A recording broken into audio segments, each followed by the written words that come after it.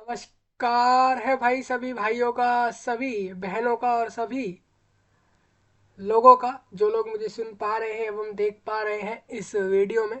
चाहे दुनिया में किसी भी गली, किसी भी मोहल्ले, किसी भी स्थान से मुझे देख पा रहे होंगे एवं सुन पा रहे होंगे, सभी लोगों का स्वागत कर रहा हूं मैं इस वीडियो में। दोस्तों, आप सभी के लिए बहुत ही बड़े अपडेट के साथ ये वीडियो रहेगा। जैसा कि आपको बता दूं, आपके भारत देश के NCT of Delhi, national capital territory of Delhi जगह पर DSSB द्वारा एक नोटिफिकेशन आया है पीजीटीज के लिए, पोस्ट ग्रेजुएट टीचर्स, यानी वो लोग जो मास्टर्स की डिग्री करने के बाद वो सभी लोग ट्रेनिंग करते हैं टीचर्स की पोस्ट के लिए, और उसके बाद वो सभी लोग अलग अलग स्कूल में, अलग अलग पूरे देश विदेश दुनिया भर के जितने भी स्कूल्स हैं वहाँ पर जाकर वो पढ़ाने का काम आज के समय पर कर रहे हैं। तो उसके लिए पीजीटीज की पोस्ट होती है, जो कि आज के समय पर स्कूल्स में सीनियर सेकेंडरी और सेकेंडरी क्लास, जो कि 9 to 12 क्लास होती है, उनको पढ़ाने का काम करते हैं अलग अलग सब्जेक्ट्स में। तो उनके लिए DSSB द्वारा एनसीटी ऑफ दिल्ली में वैकेंसीज आई हैं, जिसके ऊपर नोटिफिकेशन रहेगा इस पूरा वीडियो में।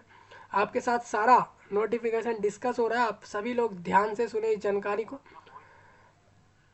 जो लोग भी ये सारी जानकारी ध्यान से सुन पाएंगे वो लोगों के लिए काफ़ी अच्छा रहेगा, वो सभी लोग आसानी से अप्लाई कर पाएंगे इस नोटिफिकेशन के बारे में जानने के बाद। अब भारत देश की जो राजधानी है, इस यानी जो कैपिटल है, उसी के अंदर ये वैकेंसीज हैं। आप अगर देखते हो, सपोज जहाँ पर इंडिया गेट है, लाल किला है और ये सारी जगहें हैं, वो सब दिल्ली जगह पर ही है। एक कॉमन सी जो चीज़ें, दो तीन चीज़ें इसलिए बता रहा हूँ, दूसरे राज्य वालों को पता लग सके कि ये वैकेंसीज कहाँ पर है। इस वीडियो में इस वैकेंसीज का नोटिफिकेशन, यानी कि एलिजिबिलिटी क्या है, क्वालिफिकेशन, सैलरी कितनी मिल रही है, फॉर्म की फ़ीस क्या है, फॉर्म के डेट्स क्या है, कौन कौन फॉर्म भर सकता है, और इसमें बेनिफिट क्या है कि कौन कौन अगर फॉर्म भरते भी हैं आप लोग तो आपको फ़ायदे क्या क्या रहेंगे, वो बता देता हूँ। दूसरा, वैकेंसीज कैटेगरी वाइज स्प्लिट बताऊंगा मैं आपको कि कैटेगरी वाइज इनकी वैकेंसीज कितनी क्या क्या बताई जा रही हैं, जिससे कि आपको आसानी रहे। तो मैं दोस्तों सारी जानकारी आपको इस वीडियो में दूंगा इस जॉब से जुड़ी हुई, जो कि आप लोगों को बहुत काम आएगी उस अप्लाई करने से पहले। ठीक है, 2024 की वैकेंसीज हैं, ये 2024 की वैकेंसीज है, और अभी डेफिनेटली यहाँ पर बताया ये जा रहा है कि वैकेंसीज अभी और आएंगी। आपके PRT में नहीं आई, प्राइमरी में नहीं आई है, TGT में नहीं आई, तो वो भी धीरे धीरे आएंगी। जैसे जैसे जो भी चीज़ें आती जा रही है आपके साथ डिस्कस होता जा रहा है सब कुछ। कोई भी ऐसी चीज़ है नहीं जो यहाँ पर छूट जा रही है। हालांकि एक तो समय जो है, समय के कारण भी हाँ हम आपसे बहुत सी चीज़ें जो है डिस्कस नहीं कर पा रहे हैं। जो चीज़ें रह जाती हैं वो आपसे हो सकता है टेलीग्राम पर आपको आ जाए, तो टेलीग्राम को आपको पता ही है, टेलीग्राम डिस्क्रिप्शन में दिया हुआ है, वहाँ से आप जाए, टेलीग्राम पर भी चीज़ें मिल जाएंगी। चलो भाई, पीजीटीज पोस्ट ग्रेजुएट टीचर्स होते हैं स्कूल में, जो कि अगर आप बात करो सबसे टॉप लेवल के जो टीचर्स होते हैं, बेसिकली अगर आप कंपेयर करो टीचर्स में कि हायर पोस्ट वाले कौन होते हैं, तो पीजीटीज होते हैं स्कूल्स के अंदर। और इनके बाद आपके वाइस प्रिंसिपल, प्रिंसिपल और ये सब होते हैं। लेकिन पीजीटीज अगर आप बात करें जो स्कूल्स में क्लासेस में पढ़ा रहे हैं, वो यही होते हैं, इनके ऊपर नहीं होता कोई। ठीक है भाई, ये DSSB का ऑफिशियल वेबसाइट है। आपको सारे लिंक मैंने वीडियो के नीचे दे दिए हैं। जिन लोगों को भी परेशानी आए जॉब के लिए अप्लाई करने में इस वाले पे, तो वो लोग सब वीडियो के नीचे से देख सकते हैं। देखिए, आपके 26 दिसंबर में दो नोटिफिकेशन आए थे, दोनों मैंने आपके साथ डिस्कस कर दिए, वो अलग वैकेंसीज के हैं। आपको बता दूं यहाँ पर टोटल वैकेंसीज DSSB द्वारा 4219 के भी ज़्यादा वैकेंसीज दी गई है। इसके अंदर बहुत तरह तरह के वैकेंसीज है, लेकिन अगर आप पीजीटीज की बात करो तो 300 के लगभग वैकेंसीज उनकी हैं सिर्फ। आप कहोगे यार पूरे पूरे प्रदेश में सिर्फ 300 ही लोग चाहिए इनको। अब यार ये मेरे को नहीं पता एक्चुअल में जो भी है, अब हो सकता है आने वाले समय में और आए। रिक्रूटमेंट हालांकि बड़ी आनी चाहिए, वो नहीं आ रही है, वो हमें भी दिख रहा है। तो जैसा जैसा जो भी आपके साथ आ रहा है आपके साथ डिस्कस हो जा रहा है। सबसे पहले नोटिफिकेशन आपको बता दें, काफ़ी लंबा नोटिफिकेशन है। हम एक एक चीज़ डिस्कस कर देंगे इस नोटिफिकेशन की, आपको समझ आ जाए, इस तरीके से डिस्कस होगी तो आप लोगों के लिए आसानी रहेगी। सबसे पहले देखिए government of NCT of Delhi, मतलब कि जो एनसीटी ऑफ दिल्ली जगह है वहाँ की जो सरकार है उनके द्वारा इस नोटिफिकेशन को डाला गया है। DSSS भी उनका एक खुद ही का बनाया गया बोर्ड है जिसके अंदर वो रिक्रूटमेंट करवाते हैं। और ये जो है करकरडुमा दिल्ली जगह पर इसका जो है मेन ऑफिस है। ये कह रहे हैं हम एक कंबाइंड एग्जाम कराएंगे पीजीटीज की रिक्रूटमेंट के लिए, क्योंकि पीजीटीज आप जानते हो पीजीटी अलग अलग सब्जेक्ट्स के होंगे, तो इस वजह से एक कंबाइंड एग्जाम होगा, मतलब ऐसा एग्जाम जिसमें अलग अलग पोस्ट के लिए अलग अलग सब्जेक्ट्स के लिए एग्जाम लिया जाएगा। 9 जनवरी से 7 फरवरी तक फॉर्म भरेंगे सभी लोग। यानी कि आप देखोगे तो आपके पास पूरा 1 मंथ का समय रहेगा। ऑनलाइन सभी लोगों को फॉर्म भरना है। पोस्ट ग्रेजुएट टीचर्स होंगे सब लोग, आप लोग एक परमानेंट जॉब पर होंगे, और आप लोग सरकारी स्कूल्स में होंगे या फिर लोकल बॉडीज़ के स्कूल्स में या फिर ऑटोनोमस के अंदर आपकी वैकेंसीज होंगी। ठीक है भाई। हाँ, ऑटोनोमस मीन्स ये हो जाता है कि वो फुल्ली गवर्नमेंट नहीं है, हाफ गवर्नमेंट हाफ प्राइवेट, और इस तरीके से रहेगा।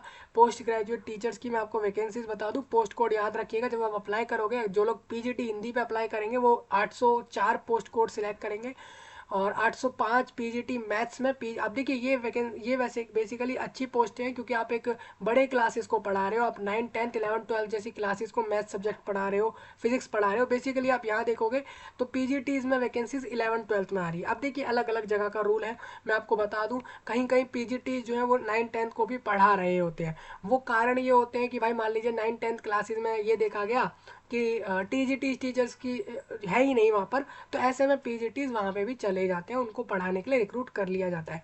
लेकिन मैं आपको बता दूं मेनली जो है ना ज़्यादातर जगहों पे पीजीटीज को 11, 12 के लिए ही रिक्रूट करा जाता है। हाँ,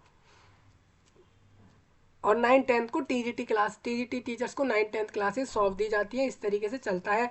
और आपको एक चीज़ और बता दूं यहाँ पर, ये जो आप देख रहे हो ना पीजीटी हिंदी और इस तरीके से जो देख रहे हो, तो आप ये सारे सब्जेक्ट 11, 12 क्लास के देख रहे हो। हालांकि दूसरे राज्यों में ऐसा भी है कि 9, 10 क्लास को पीजीटी पढ़ा रहे हैं, उनके लिए वो लोगों को उस तरीके से रिक्रूट कर रहे हैं। लेकिन अगर दिल्ली जगह की बात करें तो दिल्ली में 11, 12 क्लास को पढ़ाने वालों को पीजीटी कहा जा रहा है। तो पीजीटी हिंदी सब्जेक्ट मेल के लिए डायरेक्टोरेट ऑफ एजुकेशन विभाग में जाएंगे सब लोग। और एनडीएमसी के स्कूल के अंदर पीजीटी हिंदी चाहिए। आप देखिए न्यू दिल्ली म्यूनिसिपल काउंसिल के भी अलग अलग स्कूल्स हैं पूरे दिल्ली में, उसके रिगार्डिंग भी ये आपका पीजीटी हिंदी के अंदर रिक्रूट करेंगे आपको। मतलब आप पीजीटी टीचर हो गए लेकिन आप एक हिंदी सब्जेक्ट के टीचर हो गए, और इस तरीके से आपकी वैकेंसी टोटल 7 है। आप सभी का पोस्ट कोड 804 रहेगा, 805 पीजीटी मैथ्स के लिए रहेगा, मेल फीमेल दोनों ही। और पीजीटी मैथ्स में आप देखोगे एनडीएमसी में भी चाहिए। जहाँ पर मेल फीमेल नहीं लिखा है तो वो वैकेंसी सभी के लिए होंगी, यानी कि मेल फीमेल कंबाइंड रहेंगी। जहाँ पर स्पेसिफिक मेल फीमेल बोल रहे हैं तो वहाँ सबको समझना है कि ये सिर्फ पुरुषों की है, ये सिर्फ महिलाओं की वैकेंसीज है। इस तरीके से आपको समझना है। हाँ, तो आपको बता दूं जो पोस्ट कोड 804 है उसके अंदर टोटल वैकेंसीज आप देखोगे तो 12 है। 12 में से 7 वैकेंसी एनडीएमसी के हिंदी में जाएंगी, और 4 vacancy directorate DOE of Hindi में जा रही है महिलाओं की। एक वैकेंसी एक पुरुष को ले रहे हैं सिर्फ पीजीटी हिंदी में। आप देखिए इतनी ज़्यादा दुर्गति आप देख रहे हो। आप देख लो भाई, एक टीचर को लेंगे पूरे दिल्ली में, सिर्फ एक टीचर को पीजीटी हिंदी का पोस्ट मिलेगा, सिर्फ एक कैंडिडेट को। आप देख रहे हो भाई किस तरीके का यहाँ पर चल रहा है। तो आपको टोटल मैं बता रहा हूँ, आप देख लो। आपको एक चीज़ और याद रखनी है, यहाँ पर आपको कैटेगरी वाइज वैकेंसी जरूर समझनी है। जैसे आप यूआर में आप देखोगे ओबीसी एससी एसटी इन सब में वैकेंसी देख लेना। मैं आपको बता दूँ रिजर्वेशन दिल्ली लोगों को मिलेगा सिर्फ, और दूसरे राज्य या दूसरी जगहों के लोग जो है उनको एक जनरल माना जाएगा। अगर NCT of Delhi government of India का रूल फॉलो करेगी तो फिर इसमें आपको दूसरे राज्य वालों को भी रिजर्वेशंस के बेनिफिट्स मिल जाएंगे, चाहे वो एज में हो, चाहे वो वैकेंसीज में हो, चाहे वो सैलरी में हो, या फिर आगे मिलने वाले फ़ायदों में हो। ठीक है, टोटल वैकेंसी आप यहाँ से देख लो। पीजीटी मैथ्स है, पीजीटी फिजिक्स इनको चाहिए, पीजीटी केमिस्ट्री चाहिए, बायोलॉजी के टीचर्स चाहिए इनको। और इस तरीके से आप वैकेंसी देख सकते हो। सभी लोग अपने अपना यहाँ से टेबल में वैकेंसीज देख लें। मैं आपसे एक बार पीजीटी फीमेल केमिस्ट्री का डिस्कस कर देता हूँ। पीजीटी केमिस्ट्री फीमेल इनको चाहिए टोटल 10 कैंडिडेट चाहिए। 10 में से ये डिसेबल्ड 2 लोगों को लेंगे, यूआर से 5 को लेंगे। तो इस तरीके से आपको समझना है। ये 8 जो लिखा हुआ है सबकी सैलरी सेम रहेगी, चाहे वो किसी भी सब्जेक्ट को पढ़ा रहे हैं। सेम मीन्स लेवल 8 मतलब 8 रुपये नहीं है, ये 8 मीन्स है पे स्केल है। ये आपके government of NCT of Delhi अलग अलग पे स्केल दे रहा है। तो उसमें से आपके जो पीजीटी केमिस्ट्री को देगा वो लेवल 8 में देगा। ये 807 उसका पोस्ट कोड रहेगा। ठीक है, तो अभी इसका सैलरी मैं आपको आगे क्लियर करूँगा एक्चुअल कितने नंबर ऑफ सैलरी बताया जा रहा है। बायोलॉजी के टीचर्स भी इनको चाहिए। तो सभी लोग यहाँ से समझ लें। अब आपकी मर्जी, आप एनडीएमसी में लोगे या डीओई में लोगे, वो आपके ऊपर रहेगा। और वो आपके आने वाले प्रोसेस से पता लगेगा, ठीक है। तो आप सभी लोग इकोनॉमिक्स के टीचर भी चाहिए, कॉमर्स, हिस्ट्री और बहुत सारे सब्जेक्ट्स के टीचर यहाँ पर रिक्रूट हो रहे हैं। ये सब लोग आपके 11th-12th क्लासेस के लिए जाएंगे। टोटल 297 वैकेंसीज टोटल है। आप लोग का यूआर वाले 126 रहेंगे, बाकी आप लोग यहाँ से वैकेंसी समझ लो, ठीक है भाई। 7 फरवरी से पहले पहले ऑनलाइन में सब लोग फॉर्म भर देना। लिंक मैंने आपको सारे वीडियो के नीचे प्रोवाइड कराए हैं। थोड़ा आगे चलते हैं इसके नीचे।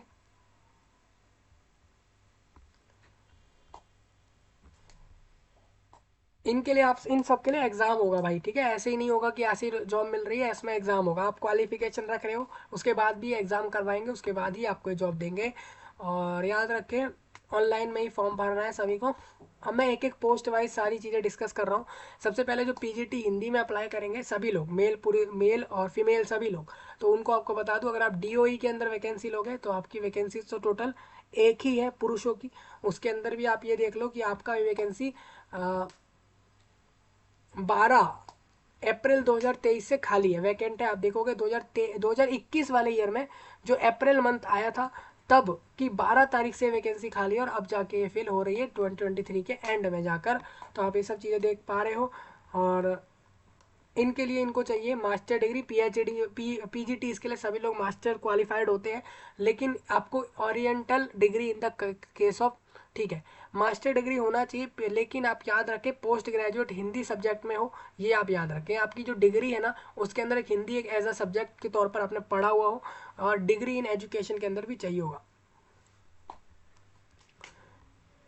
ठीक है। जो जिनके पास पीएचडी डिग्री है इस सब्जेक्ट के अंदर उन लोगों को और ज़्यादा फायदे रहेंगे। और हैविंग ऑब्टेन, जो लोग फर्स्ट डिवीजन से हायर सेकेंडरी पास कर चुके हैं और डिग्री एंड पोस्ट ग्रेजुएट के एग्जाम को दे चुके हैं, उनको जो है बीएड पास होना जरूरी है, ठीक है भाई। फिर ये सब लोग अपना देखते हुए चलेंगे कि क्या क्वालिफिकेशन है। किसी में एक्सपीरियंस भी ले रहे हैं, किसी में नहीं ले रहे हैं। इस वाले पोस्ट के लिए आपसे कह रहे हैं कि 3 साल का एक्सपीरियंस आपका टीचिंग में चाहिए।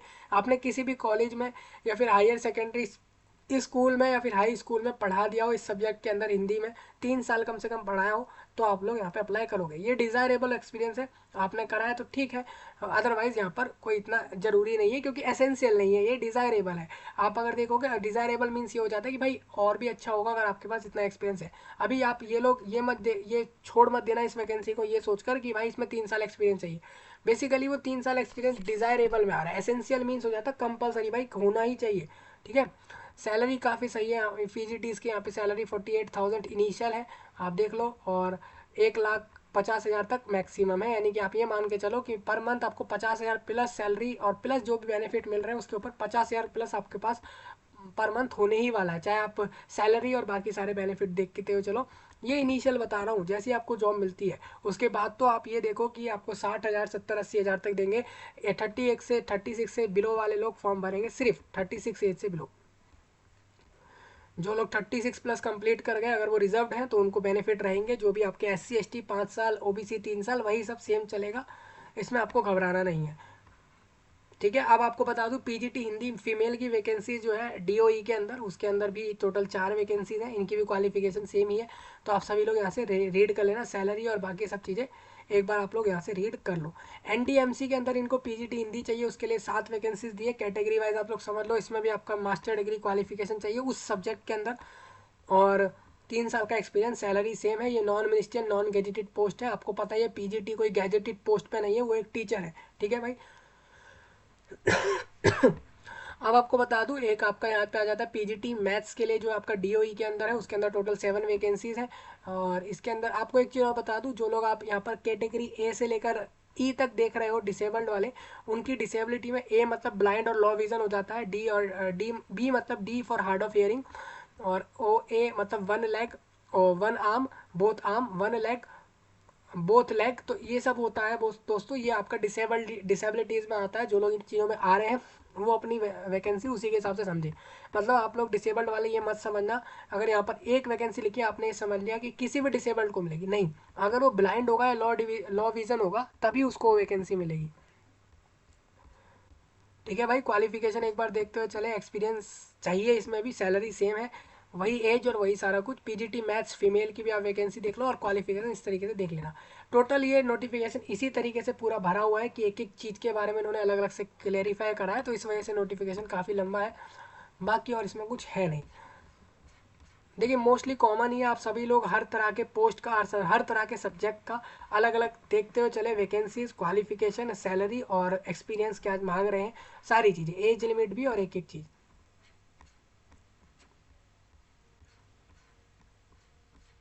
तो इस तरीके से आपका हो जाएगा। मैं और नीचे आ जाता हूँ इसमें थोड़ा। एनडीएमसी में इनको बायोलॉजी के जो पीजीटी चाहिए उसके लिए 2 वैकेंसीज दिए इन्होंने। इनको मास्टर डिग्री वाला कैंडिडेट चाहिए, लेकिन वो कैंडिडेट जो है बायोलॉजी से मास्टर डिग्री, सपोज वो एमएससी बायोलॉजी पास्ड है, या फिर वो मास्टर डिग्री कोई सी भी पास्ड है लेकिन वो बायोलॉजी सब्जेक्ट में पास है, या फिर एक सब्जेक्ट उसने बायोलॉजी भी पढ़ा हुआ है अपने डिग्री में, तो वो सिलेक्ट होगा। लेकिन एजुकेशन के अंदर भी डिग्री मांगा जाएगा। प्लस ये आपसे ये भी कहेंगे अगर आप पीएचडी वाले हो तो और ज़्यादा अच्छा है, क्योंकि वो फिर हायर क्वालिफिकेशन हो जाती है। और बाकी सारी चीज़ें यहाँ पर ये बता ही रहे हैं, आप इसको एक बार रीड कर लो। सैलरी आपका भी सेम रहेगा, ठीक है। तो सभी लोगों को यहाँ से अपनी वैकेंसीज और एक एक चीज़ें एक बार यहाँ से ध्यान से देखते हुए चलना है।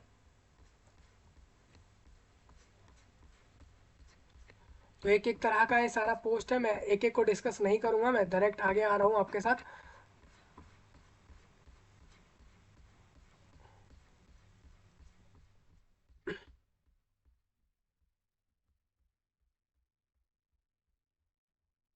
देखिए इनको एनडीएमसी में आप देखिए फिजिकल एजुकेशन के टीचर भी चाहिए, ये 11वीं 12वीं क्लास के लिए लेंगे स्कूल्स में, जो 11वीं 12वीं क्लास है उसके बिलो वालों के लिए नहीं है, ठीक है भाई। आप सिर्फ 11वीं 12वीं को पढ़ाओगे, मतलब स्कूल्स की जो टॉप हायर क्लासेस होती है उनको आपको पढ़ाना है जाकर। मास्टर डिग्री फिजिकल एजुकेशन में चाहिए, जो भी सब्जेक्ट है ना उसी की क्वालिफिकेशन उसी के अंदर चाहिए। सपोज आप अगर फिजिक्स के टीचर के लिए जाओगे तो आपको मास्टर डिग्री फिजिक्स में होना चाहिए, या फिर फिजिक्स एक सब्जेक्ट के तौर पर वहाँ पर पढ़ा हुआ हो आपके द्वारा, ये होना चाहिए। ये सैलरी जो लेवल 8 है, ग्रुप बी वाले पोस्ट हैं आपके सारे, आप ग्रुप बी के अंदर आ रहे हो। अगर आप ये जानना चाह रहे हो कि गवर्नमेंट सर्वेंट में या गवर्नमेंट एम्प्लॉय में आप कौन से ग्रुप में आ रहे हो, तो ग्रुप बी में आओगे, ठीक है भाई।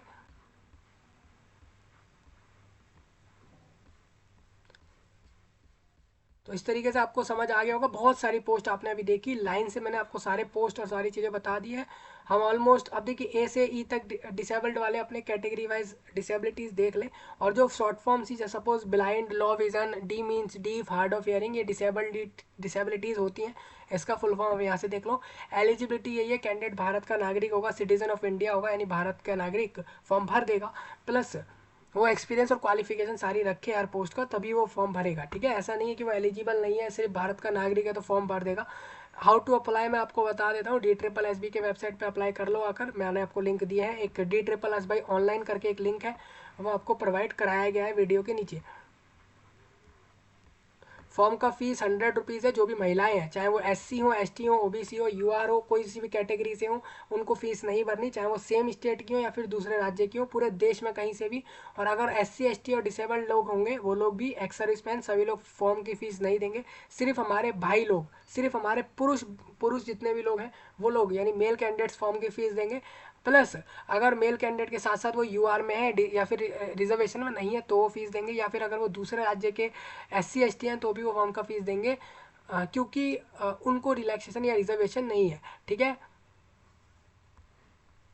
फीस देने के बाद वापस नहीं मिलेगी, इन्होंने बता दिया। एग्जाम की स्कीम आप देख लो, मैं आपको बता देता हूँ कैसे कैसे रहेगा। पहले टेक्निकल और टीचिंग पोस्ट के रिगार्डिंग बता देता हूँ। टीचिंग पोस्ट आपकी जैसे कि मैथ्स है, हिंदी है, ये सारे टीचिंग पोस्ट है। टेक्निकल और दोनों का ही बताऊंगा।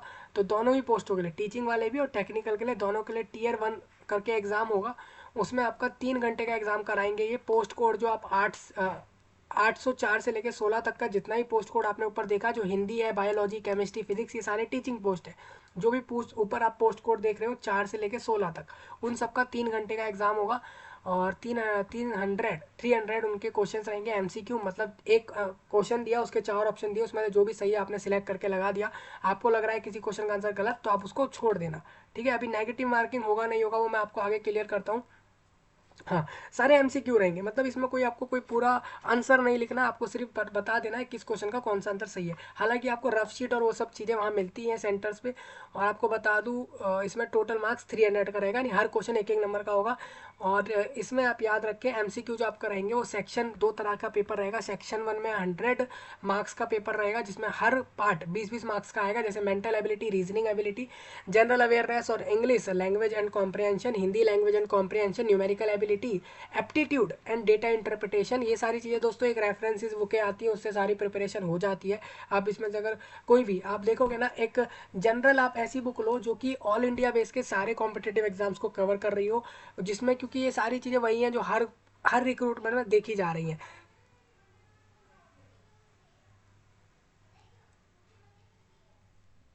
सेक्शन सेकंड दोस्तों आप देखिए, सेक्शन सेकंड करके इनका एक अलग है, उसमें अंदर पेपर के अंदर ही 200 मार्क्स का आएगा। ये आपका रहेगा pertaining to PGT qualification and, ठीक है भाई, बिल्कुल समझ आ गया आपके। देखिए टीचिंग मेथडोलॉजी, ठीक है, बिल्कुल सही है भाई। 200 मार्क्स का पेपर आपका बहुत इंपॉर्टेंट होगा सेक्शन सेकंड, जो कि 200 क्वेश्चंस कवर करेगा, जो कि आपके आपकी क्वालिफिकेशन, सपोज आप पीजीटी मैथ्स में अप्लाई कर रहे हो, तो आपके पास पीजीटी में आपने जो भी अपने पोस्ट ग्रेजुएशन के समय अपनी पढ़ाई करी थी उस डिग्री में जिस पोस्ट पे आप अप्लाई कर रहे हो वो चीज़ें आएंगी, प्लस आपको टीचिंग पढ़ाना आता है नहीं आता उसकी चीज़ें आएंगी, प्लस उस सब्जेक्ट के ऊपर आएगा जिस सब्जेक्ट के ऊपर आप जॉब ले रहे हो। तो इसके रिगार्डिंग 200 मार्क्स के क्वेश्चंस आने वाले हैं। क्वेश्चन पेपर हिंदी इंग्लिश दोनों में रहेंगे। DSSB के पास ये राइट है कि वो अगर चाहते हैं तो क्वेश्चन पेपर में या कोई भी पैटर्न में बदलाव कर सकते हैं। हालांकि ये एग्जाम के दिन से पहले करेंगे, जो भी करेंगे एग्जाम दिन वाले दिन नहीं करने वाले, उससे पहले सारी चीज़ें क्लियर हो जाएंगी। हाँ, आप इसको परमानेंट एक फाइनल चीज़ें मान सकते हो, क्योंकि इसमें कोई ज़्यादा चेंज देखने को मिलेंगे नहीं। मिनिमम क्वालिफाइंग मार्क्स ये रहेंगे, आपको आपको आगे बताऊंगा। एक क्वालिफाइंग मार्क्स रखे गए हैं कि आपको इतने मार्क्स लाने तब जाके आप पास माने जाओगे।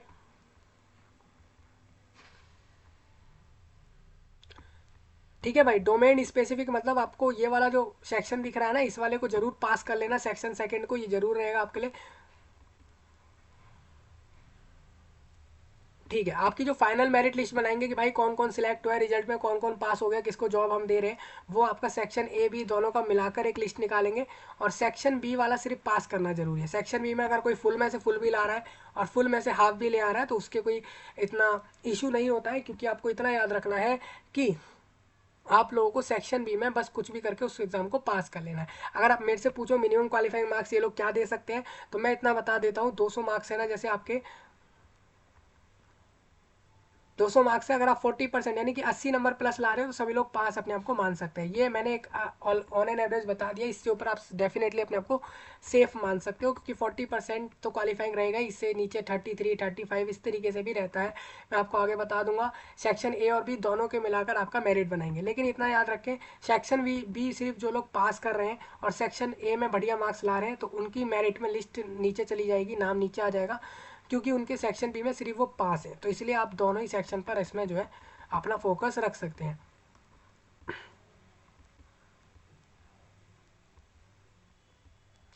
आंसर की जो आपको मिलती है DSSB अपने वेबसाइट पर देगा, लेकिन याद रखें आपका एक बार रिजल्ट आने के बाद वो आपका कोई भी री एवेल्यूशन ऐसी जैसी चीज़ें नहीं करते हैं, ठीक है। नेगेटिव मार्किंग 1/4 रहेगी, हर क्वेश्चन सही करने पर 1 नंबर और गलत करने पर 0.25 मार्क्स डिडक्ट होगा हर राइट आंसर में से। स्किल टेस्ट और एंड्योरेंस टेस्ट उन्हीं पोस्टों पर होगा जिसके लिए ज़रूरत है, ठीक है। पोस्ट प्रेफरेंस ये बोल रहा है एग्जामिनेशन जो रहेगा इसके लिए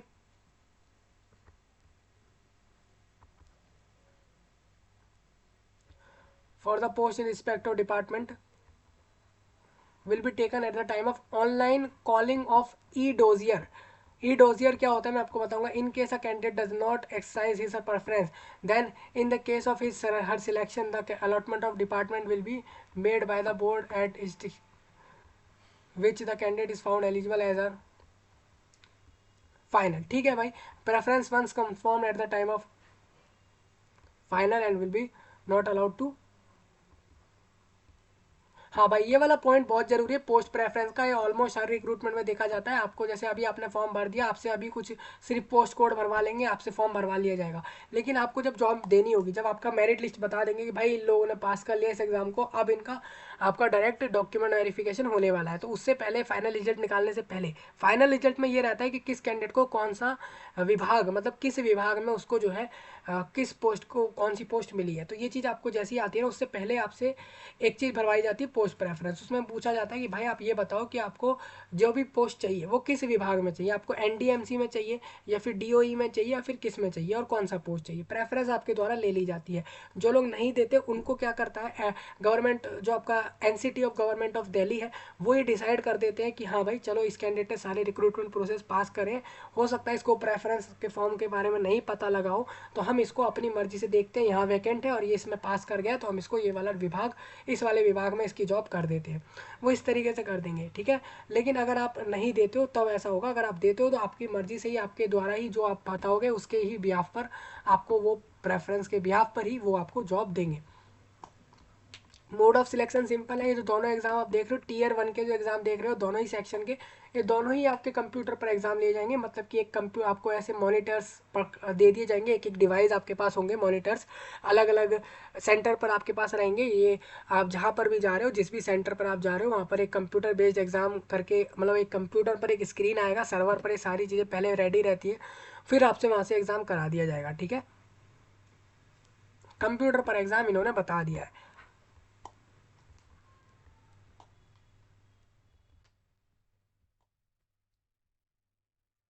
हाँ, आंसर की यहाँ पर आती है कंप्यूटर बेस्ड। ये जो एग्जाम है इसके बाद एक आंसर की जरूर आपको मिलेगी, जो ये बताएगी कि हाँ भाई आप अपने मार्क्स चेक कर लो कि आपके कितने कितने मार्क्स आ रहे हैं आंसर की से मैच करके। अब मैं आपको ये बताता हूँ, जो आपने ये देखा था क्वालिफाइंग मार्क्स, ठीक है, वो आपको बता देता हूँ। जो आपका क्वालिफाइंग मार्क्स रहेंगे, अगर आप यूआर कैटेगरी के हो तो आप 40% मार्क्स से ऊपर लाओ, और दिल्ली के ओबीसी हो तो 35% से ऊपर लाओ, एससी एसटी या डिसेबल्ड हो अगर आप दिल्ली के या दूसरे राज्यों के तो आप 30% से ऊपर लाओ, तभी आप लोग यहाँ से जो है अपने आप को फाइनली पास मानोगे। ये आपका सेक्शन बी के लिए रहेगा। सेक्शन बी में आपका एक कट ऑफ था, ठीक है। हाँ, इतने मार्क्स आप लाओगे तभी आप अपने अपना सेक्शन 1 एग्ज़ाम चेक करवा पाओगे, तभी ये लोग चेक करेंगे आपका सेक्शन 1, उसके बाद ही ये मेरिट बनाएंगे, ठीक है। अब मान लीजिए ऐसे कैंडिडेट आपके और आपके कॉम्पिटिटर के सेम मार्क्स आ गए इस रिक्रूटमेंट में, तो ऐसे में ये किसको प्रेफरेंस देंगे भाई? तो ऐसे में इनका जो प्रेफरेंस ऑर्डर बनाने के तरीके होते हैं वो ये होते हैं कि पहले तो ये देख लो कि कौन सा कैंडिडेट सेक्शन बी वाले में ज़्यादा मार्क्स लाया है, क्योंकि वो एक सब्जेक्ट स्पेसिफिक था।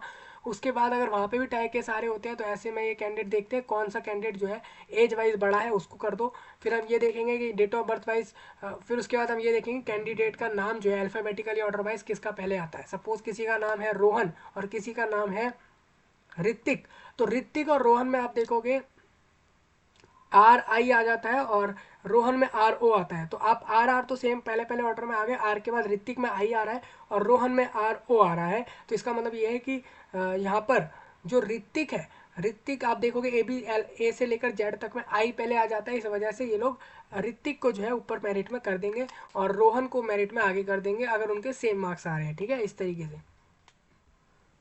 तो ये इनके टाई केस सॉल्व करने के तरीके, यही नहीं, आपके एसएससी और यूपीएससी और अलग अलग विभागों में भी ये सेम चीज़ें लगाई जाती हैं, ठीक है।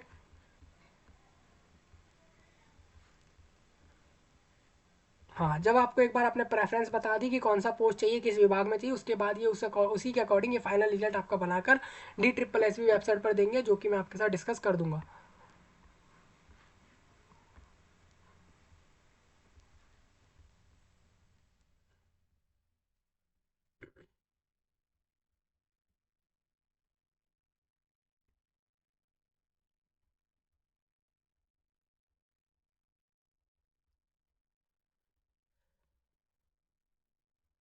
रिजर्वेशन बेनिफिट की बात कर लेते हैं। बहुत लोग पूछ रहे थे, मैं आपको बता दूं, जो लोग SC ST OBC और EWS डिसेबल्ड हैं और अदर स्पेशल कैटेगरी में आ रहे हैं,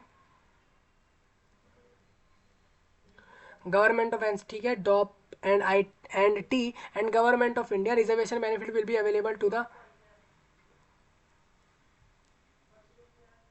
ठीक है भाई, the candidate has to select the particular category when applying on the, भाई इन्होंने देखिए बहुत सारी चीज़ें लिखी है। देखिए एक तो पता है दिल्ली में बहुत सारे इशू चलते हैं, मैं आपको बताऊं। दिल्ली दिल्ली प्रदेश में ऐसे इशू चल रहे हैं, मैं आपको बता देता हूँ इसमें क्या हो रहा है ना।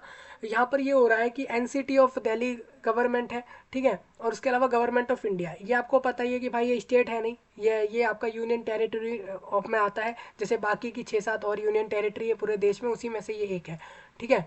तो आपको बता दूं कि इसमें देखो लफड़ा क्या है कि ये रिजर्वेशन देंगे तो ये गवर्नमेंट ऑफ दिल्ली की बात मानेंगे या गवर्नमेंट ऑफ इंडिया की। अगर ये गवर्नमेंट ऑफ दिल्ली की बात मानते हैं तो दिल्ली में जितने रिजर्व लोग हैं उनको कैटेगरी बेनिफिट तो मिल रहे हैं, उनका तो कुछ नुकसान नहीं है, लेकिन दूसरे राज्य वालों को अगर वो यहाँ आके जॉब लेंगे तो उनको मिलने चाहिए नहीं मिलने चाहिए। तो इन्होंने एक चीज़ आप देखो, गवर्नमेंट ऑफ इंडिया लिखा है, इसका मतलब देश के सभी लोगों को जो भी इन कैटेगरीज में आ रहे हैं सभी को बेनिफिट मिलेंगे, ठीक है। क्योंकि भाई ये स्टेट होता ना अगर, तो यहाँ पर स्टेट गवर्नमेंट के प्रॉपर रूल चलते, दूसरे राज्य वालों को रिजर्वेशंस नहीं मिलते अगर वो रिजर्वेशन में आ रहे होते, उनको सिर्फ उन्हीं के राज्यों में मिलते। इस जगह पर अगर वो आते तो उनको जो है यूआर माना जाता है या जनरल माना जाता है। लेकिन आपको बता दूं यहाँ पर आपको मिल जाएंगे बेनिफिट। यहाँ पर आपको अगर आप SC ST OBC अगर हो दूसरे जगहों के भी पूरे देश में, तो आपको यहाँ पर बेनिफिट मिलेंगे, ये मैंने अभी क्लियर कर दिया है। अगर ये गवर्नमेंट ऑफ इंडिया या नहीं होता तो हालांकि मैं इस बात को कह नहीं पाता।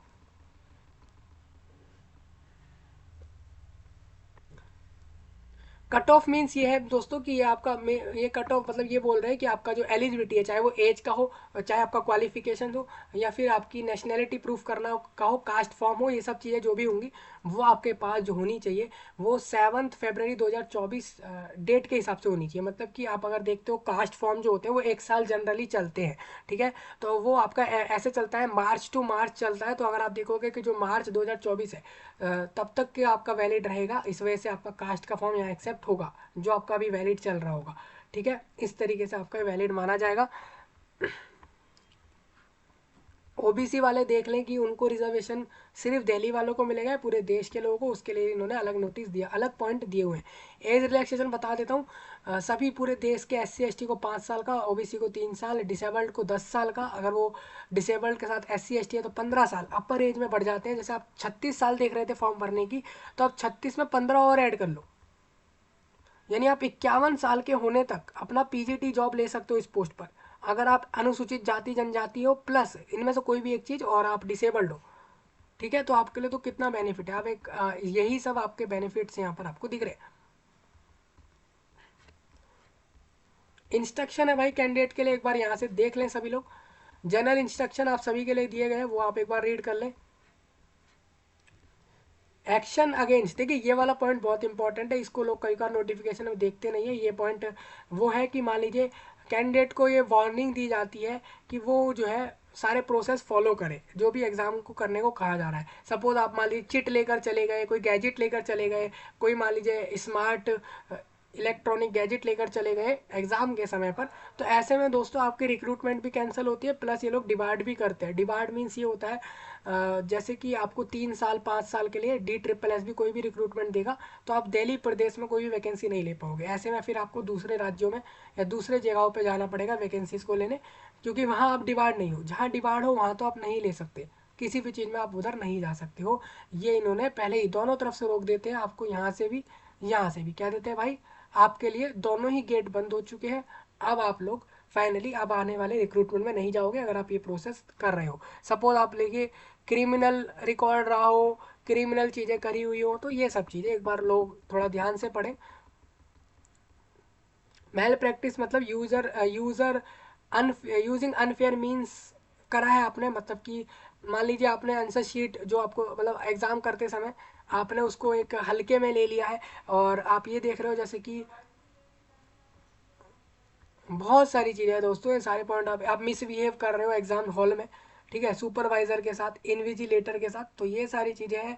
आंसर शीट को सही से नहीं भर रहे हो, वो सारी चीज़ें एक बार थोड़ा ध्यान से आप यहाँ से देख लो। मैं बस इतना कहूँगा दोस्तों, ये 11 पॉइंट आप एक बार रीड कर लेना बस, और कुछ इसमें करना नहीं है। अब आपको बता दूं ये ऑफिस मेमोरेंडम ये है कि 2019 के जून महीने की 11 तारीख में आपके जो है यहाँ पर रिलैक्सेशन जो NCT of government of Delhi के द्वारा दिया जा रहा है लोगों को, वो किस बिहाफ पे दिया जा रहा है, तो ये एक नोटिस है जो कि गवर्नमेंट में लाया गया, उसके बाद ही ये सब चीज़ें आपको मिल रहे हैं फ़ायदे। तो ये प्रूफ भी दिखा रहे हैं कि किस बिहाफ पर हम आपको SC ST के हिसाब से रिलैक्सेशन दे रहे हैं, बाकी चीज़ों का फ़ायदा दे रहे हैं, वो यहाँ से ये चीज़ें दिखा रहे हैं। अप्लाई करने के लिए आपका ये प्रोसेस रहेगा। DSSB ऑनलाइन करके एक पोर्टल है, वहाँ पर जाके आपको फॉर्म भरना है। पहले रजिस्ट्रेशन करना है, ईमेल आईडी, मोबाइल नंबर और अपने डिटेल्स की मदद से। उसके बाद आपको अपने फॉर्म भरने की तरफ जाना है, वहाँ अपने डॉक्यूमेंट्स अपलोड करने हैं, साइन डॉक्यूमेंट्स जितने भी हैं, फ़ोटो और ये सारा कुछ, कास्ट फॉर्म, फीस पेमेंट और फॉर्म सबमिट। फॉर्म का प्रिंट एंड में सबको लेकर रखना है, ठीक है। चलिए, ये सब आपको समझ आता होगा। हाँ, ये आपका नोटिस, वही सारे नोटिस हैं, वही सारी चीज़ें यहाँ पर बताई गई हैं। हाँ देखिए, इन्होंने एक चीज़ और बताई, ये नोटिस इस चीज़ का है, ये 2018 के जुलाई की 11 तारीख में इन्होंने एक चीज़ बताई। ये कहा कि मान लीजिए आपका एग्ज़ाम इस रिक्रूटमेंट में एक से ज़्यादा शिफ्ट में हुआ, मान लीजिए एग्जाम्स के फॉर्म लोगों के ज़्यादा आ गए, वैकेंसीज तो कम है, लोग तो जॉब तो सबको चाहिए, तो ऐसे में क्या करा, लोगों ने फॉर्म बहुत ज़्यादा भर दिए, लोगों ने करा भाई हम तो फॉर्म भर रहे हैं, हमें तो बस कैसे भी जॉब चाहिए। तो ऐसे में फॉर्म ज़्यादा आ गए, लोग ज़्यादा हो गए, तो शिफ्टिंग डेफिनेटली की सीटिंग ज़्यादा हो जाएंगी, एक से ज़्यादा शिफ्ट, एक से ज़्यादा दिनों में एग्ज़ाम होगा। तो ऐसे में ये होगा कि आपका एक नॉर्मलाइजेशन फार्मूला यूज़ होगा, जो कि आपके मैथ्स से उठाया गया है, मैथमेटिक्स से उठाया गया एक फार्मूला है, जो कि बताया जा रहा है XN इक्वल्स टू S2/S1, फिर इनटू है, ये स्टार मीन्स मल्टीप्लिकेशन, फिर आपका ब्रैकेट में x minus x of AV और फिर प्लस y ऑफ AV। तो ये क्या चीज़ है मैं आपको बताता हूँ, ये यहाँ पे पूरा टेबल में बताया गया। ये फार्मूला यूज़ करते हैं DSSB वाले अपने रिजल्ट को बनाने के लिए, जो एक से ज़्यादा शिफ्ट में होते हैं। इसके भी आप पर ये रहता है कि किसी को ज़्यादा बेनिफिट भी नहीं मिलता, किसी का नुकसान भी नहीं होता। एक अगर मान लीजिए किसी एक शिफ्ट का पेपर आसान आ गया, एक शिफ्ट का पेपर बहुत हार्ड आ गया और ऐसा कुछ हो गया, तो ये लोग इस चीज़ को लगाकर आपके रिजल्ट बना देंगे, जिससे कि कोई भी कैंडिडेट बाद में ये ना कहे कि यार हमारी शिफ्ट में पेपर आसान आया और हमारी दूसरी शिफ्ट वालों में हार्ड पेपर आया, तो इस चक्कर में उसकी मेरिट ऊपर आ गई, हमारी कम आ गई। तो ये कंपैरिजन वाली चीज़ें ना हो, उसको लेकर ये चीज़ें डिसाइड करी गई हैं, उसी के रिलेटेड ये पूरा नोटिस आपका रहेगा। तो मैंने आपके साथ पूरा नोटिस डिस्कस कर दिया है, पूरा नोटिस ही नहीं, एक एक चीज़ें डिस्कस कर दिया है इस नोटिफिकेशन में, जो भी कुछ था। 293 वैकेंसीज हैं, 297, यानी कि 297, लगभग 300 वैकेंसीज के ही लगभग ये वैकेंसीज हैं। इन लोगों को जॉब मिलेगी दिल्ली जगह पर PGTs के लिए, अलग अलग स्कूल्स में जाएंगे और पढ़ाना चालू करेंगे। अब ये स्कूल्स किस किस के होंगे, या तो NDMC के होंगे, हाँ, या फिर आपके DOE के होंगे, ठीक है। ये आपका अप्लाई करने का, आपको click here for new registration में क्लिक करना होगा सभी लोगों को। अब देखिए सर्वर अभी एप्लीकेबल क्यों बता रहा है, क्योंकि हम बहुत देर से कुछ इसमें कर नहीं रहे थे, तो हम इससे एक बार बैक जाएंगे और फिर यहाँ से आपके लिए दोबारा आएंगे, DSSB ऑनलाइन कर देते हैं। देखिए अब मैं यहाँ पे क्लिक करूँगा तो मेरे पास आ जाएगा, देखिए सारा कुछ आ गया ना, आपका नाम और डेट ऑफ बर्थ सब डालने को आ रहा है। इस तरीके से आप भरते हुए प्रीव्यू कर लेना, सबमिट करने से पहले और फिर सबमिट करना, इस तरीके से आप लोग अप्लाई कर सकते हो। तो मुझे उम्मीद है पूरे देश के लोग, भारत देश के सभी लोग, सभी भाई बहनों को समझ आई होगी जानकारी, स्पेशली दिल्ली के लोगों को, लेकिन ऑल इंडिया लोग फॉर्म भर सकते हैं इस जॉब पर। और कोई भी डाउट लगे कमेंट में बताएं और इस जानकारी को पूरी एक एक जगह तक फैला दीजिए। मैं आपसे मिलता हूँ नए टॉपिक में, तब तक के लिए आप सभी का धन्यवाद।